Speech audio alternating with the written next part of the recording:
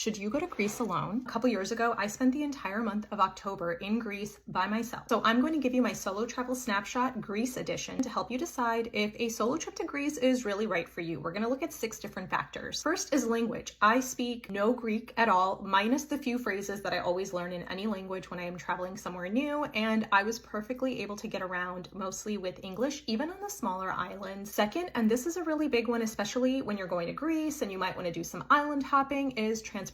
How easy is it to get around on your own? I honestly found this pretty straightforward. I used a mix of transportation modes. On Santorini, I was taking buses. A couple times I hired private drivers to and from airports, and I used Ferry Hopper to book all of my ferries, and I took a lot of them to go from island to island. I had the app on my phone. One little tip, if you do get seasick easily like me, I always boarded every ferry with a bottle of Sprite and a can of Pringles. Safety, obviously, as a solo female traveler, is always something that I'm considering. In Greece, I didn't have any moments where I was worried about my safety or felt uncomfortable or uneasy. I do a lot of upfront research when I am going, especially into cities, like for example, Athens, about what are areas potentially to avoid at night. Next factor is it fun? Is Greece a fun place to travel by yourself? I thought, no.